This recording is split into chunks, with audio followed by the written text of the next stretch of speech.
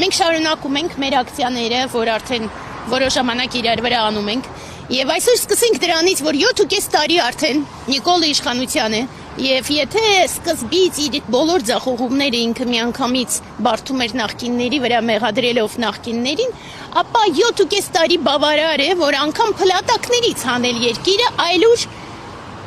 ինքը կարողացավ 7.5 տարում ամբողջությամբ ավերել մեր մասամբ խնդիրներ ունեցող, բայց կայացած պետությունը։ Եվ փաստացի, երբ որ մենք դա փորձում ենք ընդհանուր նայենք, ինչ ունենք մենք այսօր,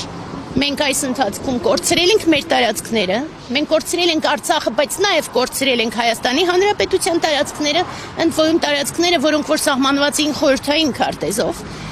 Այս ընթացքում մենք ամբողջությամբ կորցրել ենք այն հիմնարար սրբությունները, վեհությունը, զորությունը, որ դպրոցներում անգամ ունեինք, որովհետև հաղթանակած ազգ էինք եւ հիմա փաստացի պարտված, եւ այդ ամբողջի հետ մեկտեղ մենք նայում ենք, որ անգամ պետական մանր կառույցները փաստացի չեն աշխատում, այսինքն Նիկոլը հաջողեց տապալել ամբողջությամբ անգամ պետական ապարատը,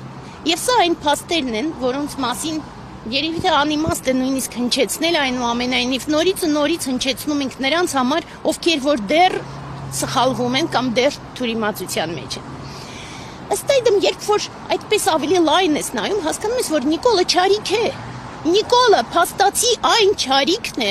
որը նման է վիրուսի, գիտեք, մենք վերջերս նմանեցնում ենք այս ամբողջը կովիդի ընթացքին։ Նիկոլը դարձավ այն համաճարակը, որ ամբողջությամբ սկսեց տապալել անգամ մարդկանց սրտերը։ Եվ ինչ-որ ձևով այդ համաճարակը ներթափանցում է հասարակության մտածողության մեջ, ու ցավոք սրտի մենք պիտի փաստենք, որ հրեշները շատ ավելի շատ են, ու մենք տեսնում ենք, թե ինչպես են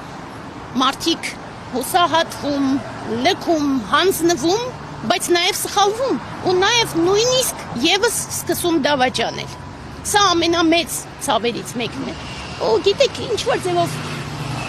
քանի որ ես հոգևոր զարգացման ճանապարհով եմ գնում, ես կարող եմ միևնույն է ասել, որ ես իրան խղճում եմ։ Այո,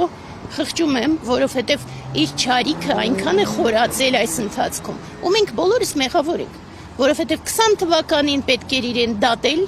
այդ ամբողջ չարիքը կանգնեցնել եւ այդ դեպքում մենք թույլ չէինք տա,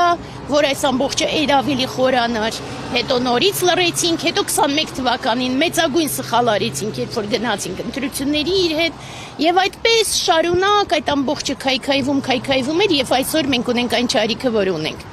Եվ չնայած որ խղճում ենք իրեն, եւ չնայած որ հասկանում ենք, որ ցանկացած չարիք անխուսափելիորեն ինքն իրեն քայքայում եւ ոչնչացնում է, այնուամենայնիվ մենք ասում ենք, որ իր ամբողջ քաղաքականությունը նման է ծուռ հայելիների, եւ մեր այսօրվա ակցիան հենց ծուռ հայելիների մասին է, եւ ցավոք սրտի այդ ծուռ հայելիներում մարդիկ քայքայվում են եւս։ Ցավոք սրտի մենք տեսնում ենք, թե ինչպես այդ ծուռ հայելիներում աղավաղվում են մեր բոլոր սրբությունները։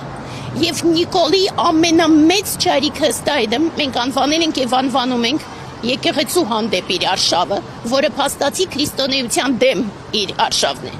Եվ ըստ այդմ տարբեր ակցիաները շարունակելով մենք այսօր ներկայացնում ենք իր ծուռ հայելիներից մի քանիսը միայն։ Ծուռ հայելիները այնքան շատ են, բայց զուտ մի քանիսը ներկայացնելը շատ կարևոր է, որպեսզի հասարակությունը գոնե այս սարսափելի փուլում ի վերջո սթափվի։